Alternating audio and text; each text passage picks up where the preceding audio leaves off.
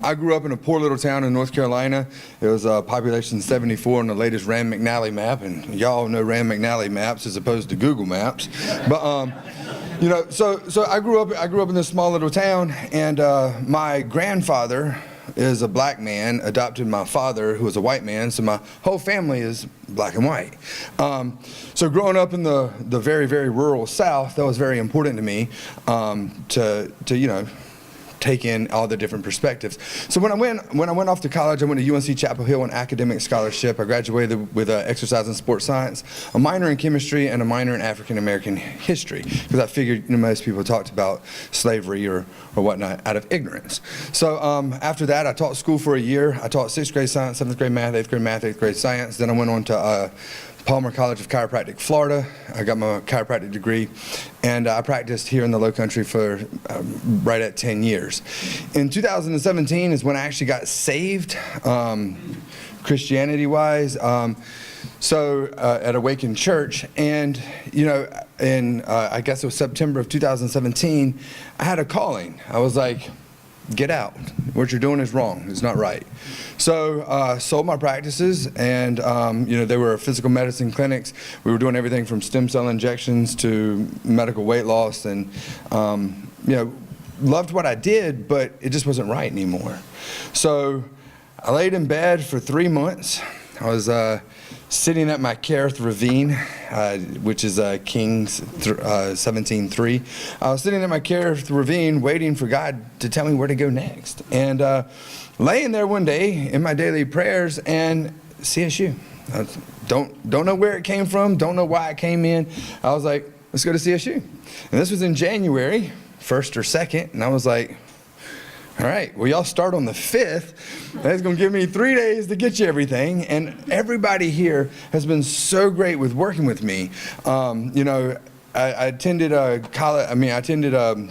courses at East Carolina University, Greenville, North Carolina. I'm from right outside of there. So I actually attended classes there. I've been to a bunch of different colleges and a bunch of different institutions. And then when I came here, I was like, well, I don't even know what I'm supposed to be coming here for, thanks God, now what? And so I started off, and I was like, well, I always wished that I had gotten my biology degree. I changed from a biology major at UNC Chapel Hill to the exercise and sports science. I was like, well, I'll just take some biology classes. So undergraduate-wise, I took some biology classes my first semester here, and then hey, we have this graduate program, and we have the master's program. And I was like, yeah, that sounds great. And while I'm going to do that, I'm also going to take secondary teaching education courses because, I had taught school before, and I was like, I'm going to try to integrate the two of them. So right now, I'm actually looking at, in the spring, I'm going to graduate with both. I'm going to be finished with both of those. I'm looking at getting into the high school somewhere, possibly even Stahl High School, Mr. Lewis.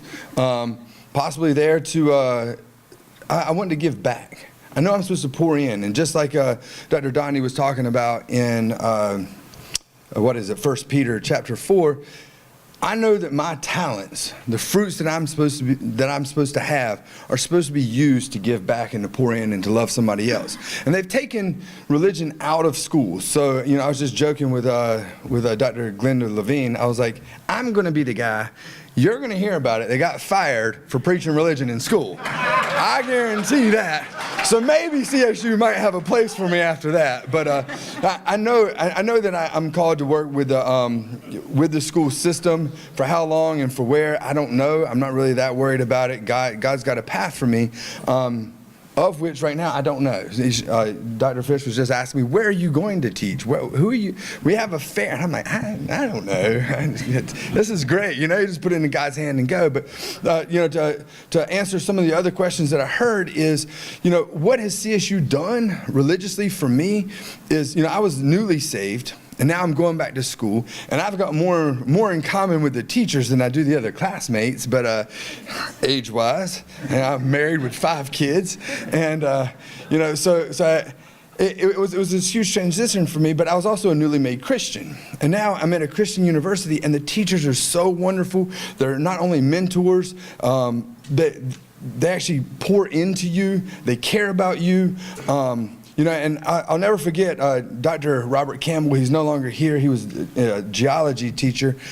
He would actually inculcate in his lectures where he believed Adam and Eve fell evolutionarily, whether it was new earth or old earth. And, he's like, the Bible is the infallible word of God. Science doesn't prove that.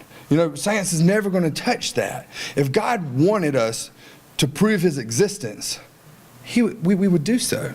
But, he says when he's talking to Thomas, he's like, blessed are those who believe without seeing. And I mean, it's like, if God wanted to show us, then it would remove our free will. So, I mean, like, here, with these teachers that, Mr. Jones, he prays before every single test that we take, and even in Dr. Houston and Dr. Winchester, all of them are wonderful, wonderful examples. And I've never had Dr. Fish as a teacher, but she's probably the same way. But it's actually really great, and it's how we should be, and it's how we shouldn't have the limitations of our Christianity and our professions, and colleges are supposed to equip us to go out into the community.